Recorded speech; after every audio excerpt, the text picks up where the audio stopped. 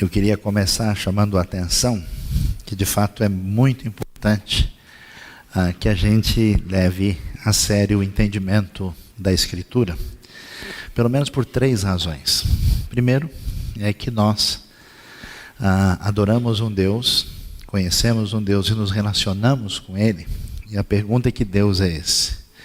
Se Deus não faz parte da nossa maneira de pensar, das ideias que a gente desenvolve na nossa cabeça, mas o Deus que se revela na Escritura. Alguém pode ir a uma igreja, participar de um culto, e aí prestar culto a uma visão de Deus que não corresponde ao Deus revelado. É uma espécie de idolatria não consciente.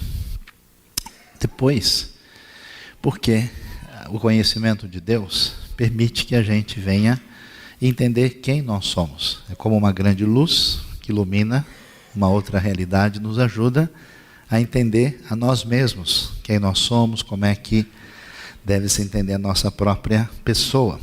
E terceiro, é a nossa caminhada na vida, como entender a realidade à nossa volta, como entender o ambiente onde a gente está inserido, o que a gente pode compreender. Se a gente entende adequadamente Deus, a nós mesmos e o cenário à nossa volta, a situação é muito diferente, e eu convidaria você então para essa reflexão. Hoje nós vamos particularmente dar atenção a uma história muito surpreendente e talvez diferente, que a gente não imaginaria que seria desse jeito, como a Bíblia nos apresenta. A história que aparece em 1º livro dos Reis, no capítulo 18, e começa a nos dizer o seguinte, desde o versículo 16, a história de Elias.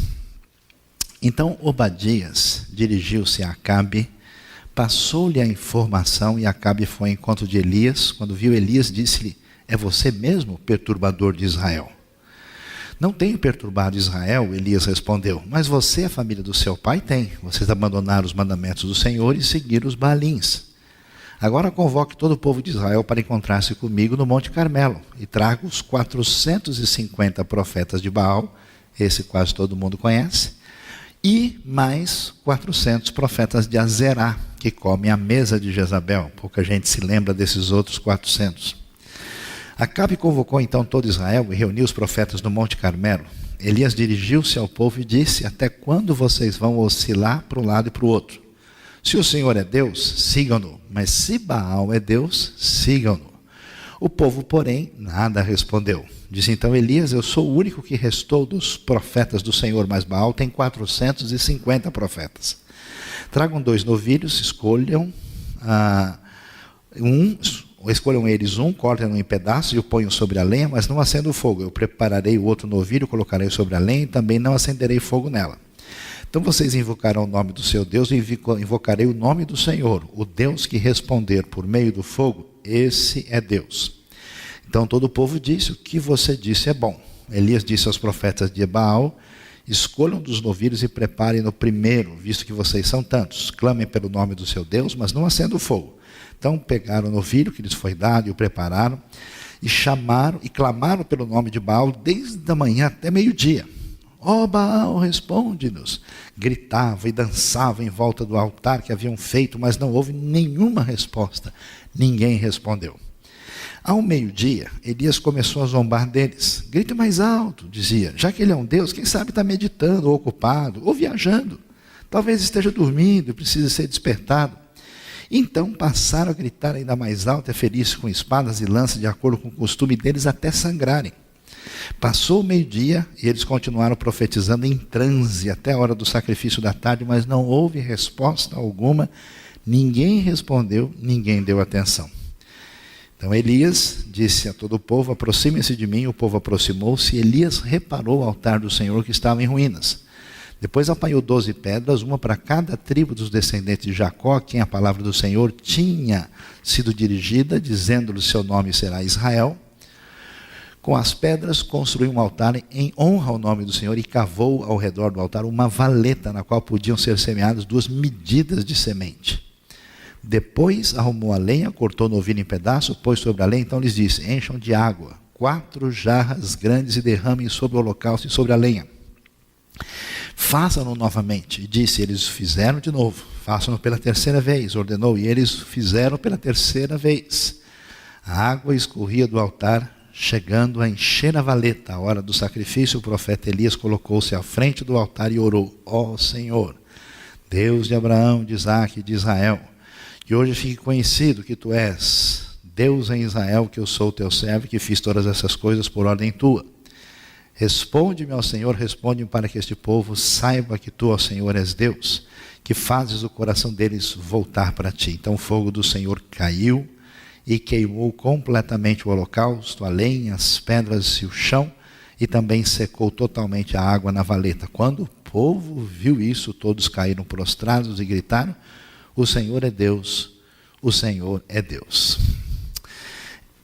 Hoje nós vamos ver como é que Deus vai atuar na história de um homem, que talvez se ele chegasse aqui na IBNU, ninguém iria convidá-lo para tomar um cafezinho. Dificilmente a gente iria permitir que ele viesse fazer parte da nossa classe aqui para integrar, porque é muito estranho esse homem, esse Elias, um sujeito diferente, que se vestia da maneira menos recomendável possível, uma pessoa esquisita, diferente. E como é que Deus vai atuar na vida desse homem num dos momentos mais complicados da história bíblica? E o que a gente vai ver? Quem está nesse cenário deve entender que não fazia tanto tempo assim, nós vamos encontrar o reino de Israel unido numa época feliz, com bastante tranquilidade, prosperidade e bem-estar, e Deus fazendo uma aliança com Davi, que atinge todo o povo, de que esse reino ia ser abençoado por Deus de uma maneira permanente. Não demorou muito tempo, depois da morte de Salomão, 80 anos antes desse momento, esse reino quebra, se divide, diminui consideravelmente, entra numa relação de ruptura, o norte com o sul, e a coisa vai indo de mal a pior, até o ponto que nessa época o rei Acabe se torna rei em Israel. Ele é filho de um rei muito importante chamado Onri, que foi um rei que teve uma época de muita prosperidade e muito poder, a tal ponto de ser reconhecido externamente no exterior. Uma das poucos reis de Israel citados fora da Bíblia e fora de Israel é o pai de Acabe. E esse momento, Acabe se casa com uma princesa estrangeira, rainha dos Sidônios, chamada Jezabel, cujo anel com o nome foi descoberto em 1964 pela arqueologia e está em exposição no Museu de Arqueologia de Israel. E é interessante que nesse momento de decadência terrível, o cenário se torna muito complicado e esse texto começa a nos ensinar algumas coisas e até nos surpreender. A primeira coisa que ele nos ensina, é a coisa que muita gente talvez tenha na sua cabeça, né? É por que é que Deus permite uma situação dessas? Porque é o seu povo, é a promessa e a aliança que ele fez a Davi, a coisa se complica, a tal ponto que esse povo se divide, não só ele se divide, mas os dois entram em apostasia, e no norte a apostasia quase completa. No Reino do Sul, só 40% dos reis são reis razoáveis, pela avaliação que a Bíblia nos apresenta. E essa situação fica assim, a pergunta: onde é que está Deus? Será que Deus não pode fazer alguma coisa? Será que Deus não tem como interferir? Por que Deus deixa as coisas acontecerem assim? Que resposta a gente tem? A resposta é: a gente não sabe. A gente não sabe. Deus, na verdade, dá algumas dicas a respeito disso, dizendo que o ser humano tem liberdade, faz certas coisas, mas a Bíblia não nos apresenta todas as respostas às chamadas perguntas difíceis que aparecem para nós. Por que a corrupção e a maldade permanecem no mundo e permanecem dentro do seio da comunidade da fé? E é interessante que a Bíblia às vezes não se preocupa em dar essa resposta, até porque, apesar das respostas bíblicas não serem completas, nenhum outro sistema de pensamento tem qualquer resposta para uma dessas questões difíceis. Apesar de não dar uma resposta que venha satisfazer todos os elementos da nossa mente, a Bíblia nos dá um fio de caminhada de como lidar com essa situação. Por isso que ela é tão importante. E, pelo menos, ela nos dá um senso de realidade importante. Ela vai mostrar até que ponto a decadência, a corrupção, a maldade se manifestam no mundo e dentro do contexto da própria comunidade da fé. Isso é bom porque existem alguns crentes amados do Senhor, gente maravilhosa, que por alguma razão que ninguém descobriu até hoje, que justificam a sua vida, que não é uma vida em sintonia com os ensinos de Jesus, absolutamente frustrados com a história do cristianismo, com a história das comunidades da fé, com as igrejas. A impressão que o pessoal passa é que eles nunca leram nada da Escritura, porque o que existe é gente ruim do povo de Deus, só aprontando o que não deve. E diante dessa circunstância, a gente vai entendendo que como é que a gente deve lidar com essa situação quando isso se torna uma realidade. E um problema nesse momento, que nos leva à segunda questão em vista aqui, é que quando a sociedade, ou até o povo de Deus, entra nessa qualificação, assim, de isonomia da perversidade dentro da realidade à nossa vista, isso tem um poder tão forte de levar todo mundo que a pergunta é: como é que a gente deve reagir? A gente sabe que a gente toma decisões por causa de algumas ideias, a gente sabe que a gente toma decisão em função de gostos pessoais, mas no fundo, a maior parte das pessoas funciona como um satélite em relação às convenções da sociedade.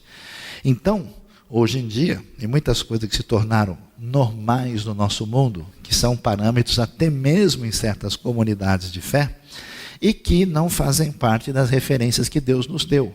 Mas as pessoas se acostumam de tal maneira que eles caminham dessa forma e parece que está tudo bem.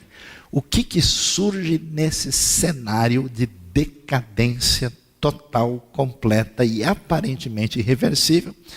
Deus vai agir nessa situação. E o que Deus faz? Bom, Deus poderia chamar um grande exército, um grupo de mulheres de oração consagradas ao Senhor, ou diáconos e ministros do Senhor dedicados à batalha espiritual. Pessoas do Senhor, o exército de Deus marchando vai.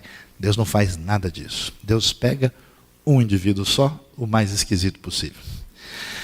Seleciona esse sujeito, que é até interessante. Se a gente olha um pouquinho antes, a gente vai ver que a referência a ele, que aparece no capítulo 17, não diz muita coisa. Ora, Elias de Tisbé em Gileade disse a Acabe. Todo profeta, toda pessoa importante tem que ter pedigree, tem que ter documento que se apresente. Você vai ver, por exemplo, até o Jonas, que é um profeta assim da segunda divisão, né? Deixa eu beber um copo d'água aqui. Pessoal, o Jonas da Bíblia, não é troco do domingo passado, entendam bem, né? Um profeta assim bravo que desobedece ao Senhor, esse Jonas veio a palavra do Senhor a Jonas, filho de Amitai, dizendo: Isaías, filho de Amós, que profetizou nos dias de Jotão, Acás, Uzias, Jotão, Acás e Ezequias. Você tem a referência? Do Elias você não tem. Ninguém sabe de onde vem. Tem até uns malucos, se você pesquisar coisas que você não deve pesquisar na internet, tem malucos dizendo que Elias veio de disco voador, que na verdade ele é Enoque que voltou. Tem a galera assim do mal, que só pensa aquilo que nem convém mencionar entre os santos.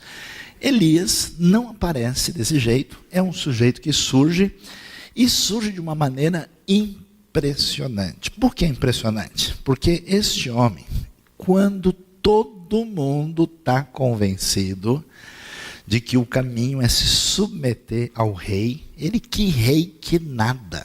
É tão impressionante que a gente olhando, nós lemos o texto a partir do verso 16, no verso 15, o texto diz o seguinte: e disse Elias, juro pelo nome do Senhor dos Exércitos, a quem eu sirvo, que hoje eu me apresentarei a Acabe. Esse homem é um homem de coragem, de fibra. Não me interessa se todo mundo faz assim, não me interessa se o reino de Israel todo foi por esse caminho. Se eu ficar sozinho no mundo, eu mantenho a minha fidelidade a Deus. Então impressiona demais. A postura, a atitude. E as pessoas que fizeram diferença na história foram as pessoas que ousaram não ser igual a todo mundo. Diferente dessa atitude que muita gente tem hoje, até você vai na fila do metrô, assim, tem um guichê, e no guichê tem 5 pessoas, tem outro que tem 200, as pessoas param automaticamente atrás das 200. É tal o reflexo de fazer o que todo mundo está fazendo, que grande parte das pessoas nem pensa mais. Elias não quer saber se Israel está fazendo desse jeito, se o pessoal está caminhando na direção de seguir Baal e as baaladas que faziam lá em homenagem a Baal nos seus cultos, parecido com algumas festas nacionais que nós temos. E você imagina esse homem sozinho chegar e ter a coragem, a capacidade de convocar a galera. São 450 profetas de Baal, e a namorada de Baal, que o pessoal não conhece, a Azerá, que era a sua consorte feminina, tinha mais 400. Elias de boa, chama todo mundo lá, convoca os 450 de Baal, que eram os mais, vamos dizer, proeminentes no contexto, e fala, vamos lá, faz um altar aí, vai. Você imagina a coragem de fazer um negócio desse? E se no meio do processo o pessoal fica nervoso, vem para cima de vocês? Once upon a time, there was a Elias. Acabou. Não há mais, né? Se a coisa se complica, Elias está em dificuldade. Elias tranquilamente vai lá. E ele tem a segurança, a fortaleza. Esse é o Elias forte. Absolutamente seguro de si, com toda a força de Deus. E é interessante porque Deus faz questão no momento mais sombrio da história, no momento mais complicado, de resolver a crise máxima da história do reino de Israel no século IX a.C., por volta de 850 a.C., resolve com um indivíduo só. E esse Elias chega, coloca-se nas mãos de Deus, e a marca deste homem forte, cheio de fé, é a sua fidelidade. Ele não abre mão, e ponto final. E cheio de coragem, e cheio de uma atitude impressionante, ele faz sarcasmo, ironia de Baal e dos profetas. Eu vou ver que ele está viajando, ele está dormindo, não acordou ainda. Vamos lá, grita mais alto. E o pessoal fica de tal forma apavorado, porque eles estão fazendo uma espécie de disputa em público. Eles se machucam a maneira estranha do paganismo de tentar convencer a divindade por meio dessa coisa ligada ao medo, à culpa, uma tentativa de troca com Deus pagão. Eles fazem de tudo, e Elias, impressionante Elias vai ser esse homem forte de Deus, com um protagonismo absolutamente inigualável, de tal forma que quando você lê a história de Elias e Eliseu, você fica tão impressionado, porque para esses nossos dois amigos, ressurreição é coisa assim do café pequeno. Os milagres que eles fazem, as coisas impressionantes, até superam, em certo sentido, o que Moisés fez. Que abrir mar vermelho é coisa de principiante, deixa com a gente que a gente resolve tudo aí. Desce fogo do céu, ressuscita a gente, multiplica farinha, manda parar de chover, que o homem do tempo perdeu o emprego na época de Elias. Para quê? Tem uma meteorologista, faliu a carreira. Não tem mais nenhuma razão de ser. Elias manda, fala, para de chover, é impressionante. Esse homem de Deus, usado poderosamente, marcado pela sua fortaleza e sua fidelidade, que é o que deve chamar a nossa atenção nessa noite. Como é que eu me posicionaria quando todas as coisas vão contra a minha postura de fé? Porque hoje, sendo bem sincero, de certa forma, ser evangélico, ser crente, ser batista, não sei mais o quê, virou um negócio assim até tão popular, que às vezes até serve para a pessoa achar bonito, ou uma espécie de qualidade diferenciada. Eu sou evangélico, eu sou vencedor. Mas quando a nossa relação com Deus implica em perseguição implacável, implica em prejuízo, implica em perder todas as nossas relações próximas, como é que a gente se posiciona diante disso? Elias, ele tem as suas condições normais, psicológicas, físicas, de todos os tipos, e como é que isso atinge Elias nessa situação única de manter a fidelidade no ponto máximo de apostasia da história do Israel do Antigo Testamento. A gente vai ver que esse Elias fiel é o Elias feliz. Feliz porque ele é vencedor. Impressionante, fogo desce do céu. Milagre extraordinário. Acho que o Elias até afastou um pouco, vai que pega um pouco em mim, né? Essa vitória incrível, e o texto bíblico faz questão, né, para essas pessoas que sempre tentam recriar o texto a partir de uma visão naturalista, de mostrar que a coisa é no detalhe. Não, ó, faz um buraco fundo aí, enche de água, põe mais um pouco, molha tudo. E o texto faz questão de dizer que algo absolutamente incrível e extraordinário acontece por essa intervenção divina. E o povo, né, o povo que conhece o Senhor, mas nunca se decide direito, nessa hora o Senhor é Deus, está todo mundo ali. Elias sai vencedor. Qual é o caminho desse grande protagonista da fé? A gente vai descobrir e a gente vai se surpreender. Porque quando a gente continua lendo o texto, e, como a gente tem dito, né, se eu fosse você, eu lia a Bíblia todo dia, isso faz um bem impressionante, né? Faz muito bem para a sua vida. Versículo 1 do capítulo 19 diz o seguinte: ora, Acabe contou a Jezabel tudo o que Elias tinha feito e como havia matado todos aqueles profetas à espada. Por isso Jezabel mandou um mensageiro Elias para dizer-lhe que os deuses me castiguem com todo rigor, se amanhã, nesta hora, eu não fizer com a sua vida o que você fez com a deles. Elias teve medo e fugiu para salvar a vida. Em Berseba de Judá, ele deixou seu servo, entrou no deserto, caminhando um dia, chegou a um pé de giesta, sentou-se debaixo dele e orou, pedindo a morte. Já tive o bastante, Senhor. Tire a minha vida. Não sou melhor do que os meus antepassados. Depois se deitou debaixo da árvore e dormiu. De repente, o anjo tocou nele e disse: levante-se e coma. Elias olhou ao redor e ali junto à sua cabeça havia um pão assado sobre brasas quentes e um jarro de água. Ele comeu, bebeu e deitou-se de novo. O anjo do Senhor voltou, tocou nele e disse: levante-se e coma, pois a sua viagem será muito longa. Então ele se levantou, comeu e bebeu, fortalecido com aquela comida, viajou 40 dias e 40 noites, até chegar a Horebe, o monte de Deus. Ali entrou numa caverna e passou a noite.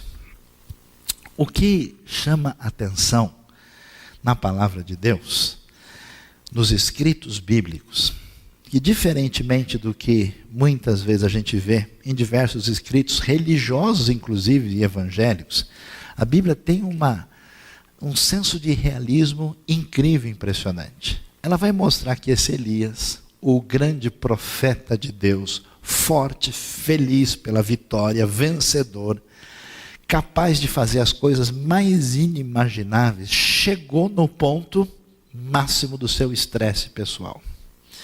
É impressionante que esse homem que chegou e se apresentou diante de Acabe, nem teve medo do exército, da guarda, do palácio, de qualquer coisa. Agora, esse homem resolve fugir, porque ele ouviu dizer à distância que a rainha, Jezabel, esposa de Acabe, esta estrangeira ali do povo fenício, disse que ele seria perseguido pelo que ele tinha feito. Elias então resolve fugir e desaparece. E a gente lendo o texto não faz ideia, mas a distância é muito longa. Ele está na parte norte, perto já da Galileia, na região do Carmelo, e ele desce até Berseba. Berseba é o limite sul do reino de Judá na época dos reis. É uma distância muito longa até chegar na região propriamente desértica, vai para lá e entra no que a gente pode chamar de uma depressão profunda. Isso é interessante, porque a Bíblia vai revelar para a gente que gente de Deus, muito forte, muito usada por Deus, está sujeita a todo tipo de fragilidade. E essa fragilidade de Elias apresenta um ponto máximo elevado. Assim como aconteceu com o profeta Jonas, agora Elias pede para morrer. E é impressionante a situação, porque ele está lá, né, no Berseba Heavenly Hotel, lá no deserto, deitado, e está ali de boa, e de repente, o anjo do hotel vai lá e traz o breakfast, sir, you wanna eat? Né? Traz lá comida para ele, traz um pãozinho assado, né, recém-feito, casquinha, né, como dizem alguns, a cor de estaladiça, delicioso, traz para o nosso amigo Elias. Você imagina o que é você ser acordado por um anjo, comer, virar para o lado e dormir de novo? O cara tem que estar muito mal. Quando você é acordado pela sua mãe, pelo seu irmão, a gente entende, aí dorme mais ainda. Né? Mas, acordado pelo anjo, ele nem está nem aí. E o que isso é tão valioso para a gente? Porque no universo religioso, nós aprendemos a santa arte da hipocrisia. Onde as pessoas, por estarem no universo, onde todo mundo se diz ligado a Deus e a Jesus, a gente faz de tudo para fazer aquilo que o nosso amigo Tertuliano sempre dizia que era um problema sério, que as pessoas saíam de casa só com duas finalidades, verem e serem vistas. E, portanto, no nosso outdoor, na nossa propaganda, a gente quer parecer gente boa. É por isso que é tão gostoso falar mal dos outros, porque a gente vai escondendo os nossos problemas. Amém, irmãos? Quem foi abençoado, levante a mão. Diante dessa circunstância, a Bíblia vai numa direção oposta. E não tem qualquer dificuldade. Para mim é um dos maiores sinais de que ela é a palavra de Deus. Porque ela vai mostrar, o texto não é fabricado. Ninguém ia escrever um texto com relação a um grande profeta falando que o cara pediu para morrer. Elias hoje estaria procurando um Lexotan ou coisa parecida. Né?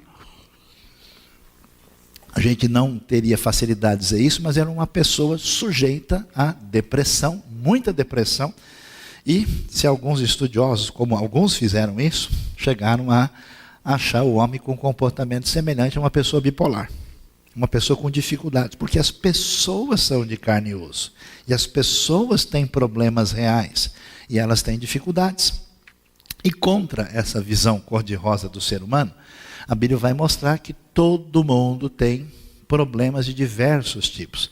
As pessoas, mesmo sendo gente de igreja, eles têm problema com inveja, com raiva, com a situação não perdoada, com ressentimento, com tentação de poder, com necessidade inútil de ostentação, com tentação sexual, com tentação em diversas áreas da vida. E a Bíblia nos convida a uma postura adequada diante dessa realidade, que é o escancaramento, a apresentação dessa fragilidade. Portanto, Elias chega nessa situação de não aguentar mais. Eu não sei se a adrenalina, né? Imagina o que é vencer os profetas de Baal, assim, uau, né? Eu imagino que na hora que o fogo desceu, ele falou, é isso aí. Se tivesse o Eliseu junto, ele faria, valeu, né? Uma situação de você conter todos os elementos negativos, depois isso termina, Elias se vê na sua situação de solidão e de dificuldade, não aguenta esse momento difícil e entra nessa depressão achando que tudo se foi. E eu acho impressionante, por isso que é tão importante ler o texto bíblico com atenção. É tão impressionante a maneira como Deus vai lidar com isso. Porque se Deus fosse evangélico, Deus ia chegar no Elias e falar, Elias, que pouca vergonha é essa? Onde já se viu? Você, um diácono da primeira igreja batista do Monte Carmelo, você, um grande profeta do Senhor, você, um servo, como um profeta, eu vou tirar seu título de profeta, assim não vale, Elias, onde já se viu? E chegar duro com ele. Mas de modo nenhum isso aparece lá. A maneira como o texto conduz, como é que Deus trata a fragilidade de Elias, é extremamente útil e interessante para a gente entender muita coisa na nossa própria vida. A Bíblia diz que Elias, que fica na caverna, que come, depois de muita dificuldade, trabalho extra, o anjo teve que fazer hora extra para levar o Elias a fazer tudo o que precisava. Ele vai agora ao extremo sul do Monte Horebe. Monte Horebe é o Monte Sinai. Provavelmente o texto está querendo fazer essa relação entre ele e Moisés, essa ponte tão importante, ele vai para o sul, para aquela região onde foi dada a lei, onde Moisés se encontra com Deus, chega até lá e entra numa caverna e passa a noite. Eu não sei como é que está a sua vida, não sei como é que a gente tem caminhado, mas tem muita gente que tem uma boa e santa saudade de momentos importantes e valiosos da sua vida com Deus. E que por uma série de razões, uma mistura de frustrações, ressentimentos, aborrecimentos, às vezes ressentimento consigo mesmo. Eu me decepcionei, eu achei que eu faria a coisa de uma maneira diferente. Olha, entrou um problema assim na minha vida, olha, não consegui vencer essa situação, eu me frustrei com A, B ou C, e a pessoa faz aquilo que a maior parte das pessoas faz, a semelhança de Elias, que é entrar na caverna. Eu não sei, pode ser a caverna do medo, caverna do ressentimento, a caverna do falta de perdão, do aborrecimento, do fundo da sua alma, aquilo que tirou a disposição, aquele elemento tão gostoso que já reinou na sua vida, no seu coração, na sua maneira de servir a Deus. Elias entra lá e ele está irreconhecível em relação ao Elias que nós vimos no capítulo anterior. E o que Deus faz? É impressionante.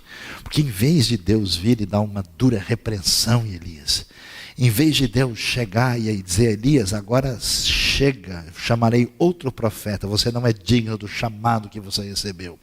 Em vez de Deus fazer picadinho, Elias, já que você está no Monte Sinai, né, a gente vai partir o monte de novo aqui, vamos fazer manifestação do poder de Deus, você vai ver como é que você faz uma coisa. Que vergonha, você enfrentou 450 profetas, agora fugiu de Jezabel, você não é homem não, Elias, que história é essa? Deus não faz isso. Por isso que você tem que entender que Deus gosta de você. Deus anda atrás de você. Deus quer abençoar a vida das pessoas frágeis, que tem momentos de fortaleza. Tem gente que diz assim, pastor, eu não sei nem como é que eu fiz aquilo naquele dia. Eu não entendo, mas realmente foi Deus que me usou, porque eu não tinha condição de fazer. Depois, você acorda de um jeito que você fala, puxa, será? Não sei nem se eu sou cristão, não sei nem se eu sou humano. Como é que eu posso lutar com as contradições que tantas vezes atingem a minha vida e o meu coração? Deus vai tirar a bola sem fazer falta. Deus chega de boa para o Elias. É bonito demais o texto, né? E é legal porque a palavra do Senhor veio a ele e Deus pergunta, o que você está fazendo aqui, Elias? Olha a sutileza, né? Olha o lado gentleman do Senhor, de chegar de boa. Elias, o que você está fazendo aqui? Como? Elias, você é por aqui? Tudo bem? O que você está fazendo aqui? Olha que coincidência a gente se encontrar nesse lugar, no monte do Senhor. Aí Elias vai fazer uma coisa que poucos religiosos fazem, que é chutar o pau da barraca. Ou melhor, da tenda, porque na Bíblia não tem barraca, só tem tenda, né? Então ele chuta o pau da tenda, derruba os cabelos junto e abre o coração e começa a dizer, Deus, eu não aguento mais. Quer saber a verdade? Na igreja é um bando de hipócrita, o pessoal não vale nada, porque o pessoal é assim, acabou, ninguém quer saber de nada, só eu sou, né, o grande servo do Senhor. Ele diz, Senhor, eu tenho sido muito zeloso pelo Senhor, o Deus dos exércitos. Os israelitas rejeitaram a tua aliança. O texto faz questão de dizer, né, em vez de usar a palavra Jacó, usa Israel. E chama Israel duas vezes, que ele fez questão exatamente para fazer esse contraponto que Israel nesse momento é apóstata. Os israelitas rejeitaram, quebraram os altares, mataram os profetas da espada. Eu sou o único que sobrou e agora também estão procurando matar-me, como quem diz, o senhor não está vendo não? O senhor ainda tem coragem de me perguntar o que está acontecendo, o que eu estou fazendo aqui? O senhor não vê que acabou tudo? Não sobrou nada, só tem eu. E se o senhor perder o grande profeta do Senhor, o maravilhoso servo de Deus, o que vai sobrar? Às vezes eu encontro muita gente que sente assim, só a minha igreja é uma igreja fiel ao Senhor. É porque nós estamos seguindo a palavra e a doutrina, porque nós nos dedicamos à oração, porque nós fazemos missões, é porque eu sou uma pessoa maravilhosa. e perde a perspectiva. E é interessante que Deus não só permite, como reage de boa com essa atitude de franqueza. É tão interessante isso. Você abre o Salmo, se você ler com atenção, você vai ver como o salmista abre e rasga o verbo no seu coração sincero para com Deus. Às vezes incomoda você estar reunido com um bando de crente religioso assim, e o pessoal começa a falar, só tem palavra cor-de-rosa, só tem floreio bonitinho, só tem coisa não, porque nós estamos sempre orando ao Senhor, estamos muito dedicados. Elias, o homem que desce fogo do céu, está abrindo o verbo do seu coração, da sua situação de dificuldade diante do cenário da vida, do Deus que ele conhece e do sofrimento que ele tem internamente. Deus reage tranquilamente. E é interessante que Deus não responde. É como a criança mal criada. Porque esse meu pai você não me deu doce de leite. Então, só resta pegar ela no colo, dar um abraço e um beijo. Não tem como explicar. Não, veja, o doce de leite, que é composto, portanto, de tantas vitaminas e tal, não funciona assim. Deus não responde dessa maneira. E o Senhor lhe disse, saia e fique no monte, na presença do Senhor, pois o Senhor vai passar. Do que é que a gente precisa na vida? Qual é a nossa necessidade real? É do toque da presença de Deus na nossa vida. Por mais que alguém dê todas as explicações do mundo para a sua cabeça, por mais que tudo aquilo que seja vantagens impressionantes da fé possam surgir, por mais que a gente tenha as demonstrações de adoração mais impressionantes, cheias de manifestações estéticas, nada vai de fato fazer diferença dentro da nossa vida, porque o vetor que está errado aqui dentro, aquilo que é o elemento que conduz a nossa razão de maneira indevida, que conduz as nossas emoções na direção do amargor, do ressentimento, da frustração, aquilo que está fora do lugar, só a manifestação da presença de Deus abençoando o profundo do nosso ser. Nosso Senhor, nosso Criador, Deus do universo, bendito para sempre, amém. Fique aqui, porque o Senhor vai passar. E aí o texto prossegue, e a gente vai ver o show de compreensão da verdade que Deus vai dar. Elias, que conhece o Deus de poder, o Deus que confronta Baal, numa época de ou vencer ou morrer, que entende que a coisa está ligada com o poder, Deus vai fazer uma coisa muito interessante. Quando ele está ali, nesse momento, a Bíblia diz que veio um vento fortíssimo que separou os montes, esmigalhou as rochas diante do Senhor. Você imagina só, né, a visão, né? Imagina o momento naquelas montanhas rochosas do Sinai, uma espécie de tufão, de furacão, vem arrebentando, quebrando tudo, show de efeitos especiais para deixar Hollywood no chinelo. Deus faz isso e a Bíblia faz questão de dizer o quê? Que o Senhor não estava no terremoto. Depois do terremoto houve um fogo, não estava no vento. Depois do vento houve um terremoto. Barulho, chão tremendo, pedras rolando, quebrando, manifestação de poder intenso. O Senhor também não está no terremoto. Depois do terremoto houve um fogo e o Senhor não estava no fogo. O que acontece?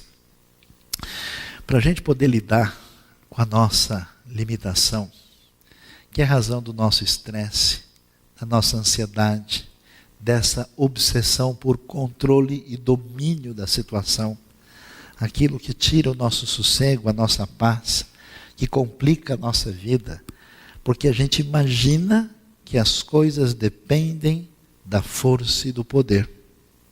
Elias, quando venceu, dependeu de Deus. Agora Elias, diante do perigo da sua vida, esquece disso e vai embora, e a expectativa é Onde é que está o centro do poder e de força? E Deus faz questão de mostrar as maiores manifestações possíveis, mas o texto faz questão de repetir, e Deus não estava nisso. Como é que funciona a nossa vida?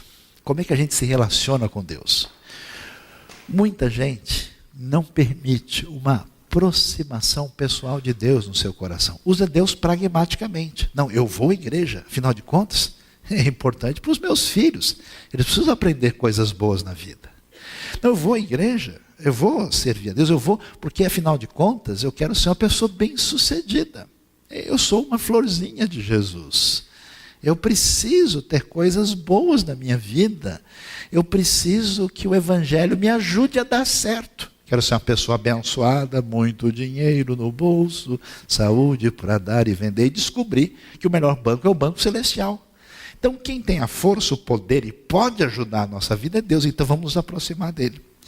Interessante que o texto faz questão de mostrar que tudo aquilo que representava força e poder nessa época onde isso é tão valioso, o texto diz, Deus não estava, o Senhor não estava nisso.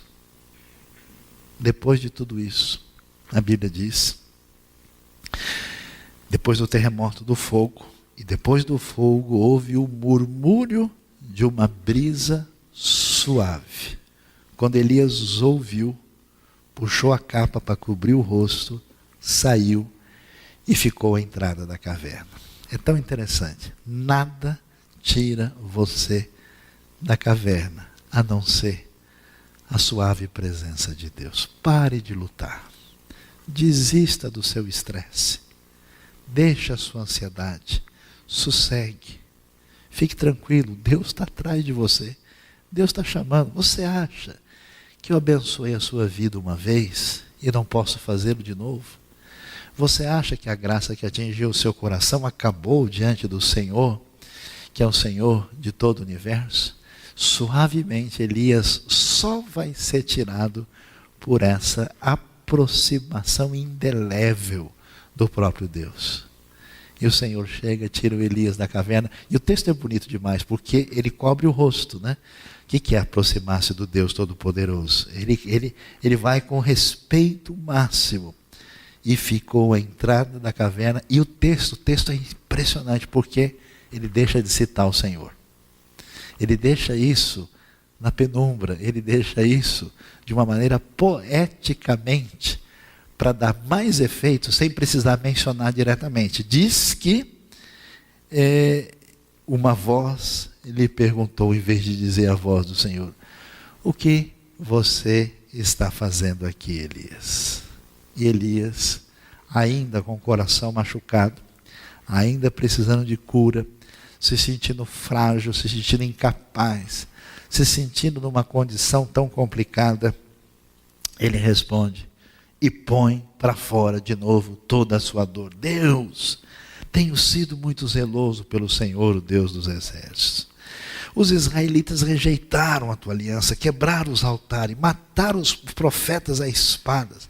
E Deus, só eu sobrei, eu sou o único que sobrou e agora estão procurando matar-me. Deus então agora vai falar e vai responder, Elias, pronto, é o suficiente.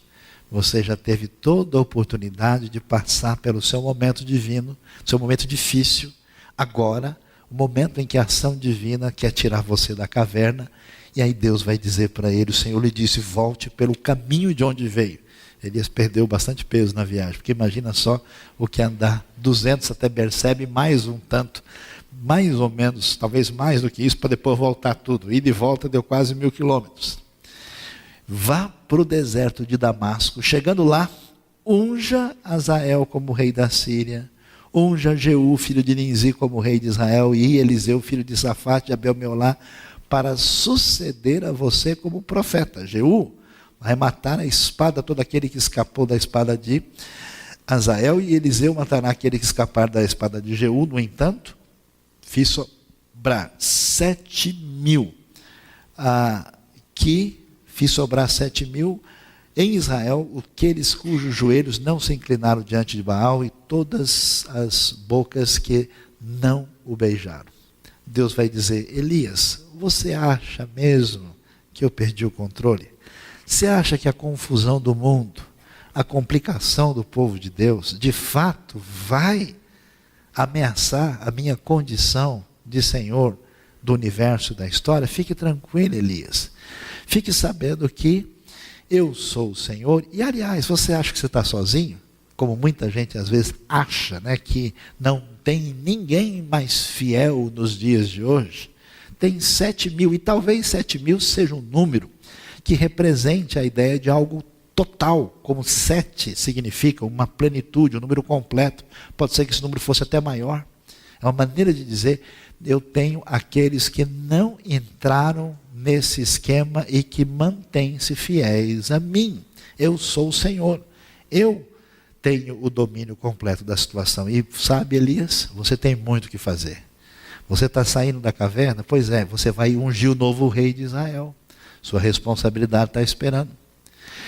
Elias, a sua tarefa tem implicações internacionais. Você vai ungir o rei da Síria. E Elias, a minha obra permanece. Às vezes a gente fica tão estressado como se as coisas de Deus dependessem da nossa mão, sendo que Ele vem atuando na história com bastante eficiência. E é tão impressionante. A pergunta é se a gente quer fazer parte desse processo e permitir que Deus nos cure, nos tirando das nossas cavernas de recolhimento indevidas. E Deus diz para Elias: olha, você vai ungir aquele que será o teu sucessor, porque a obra do Espírito continua depois de você.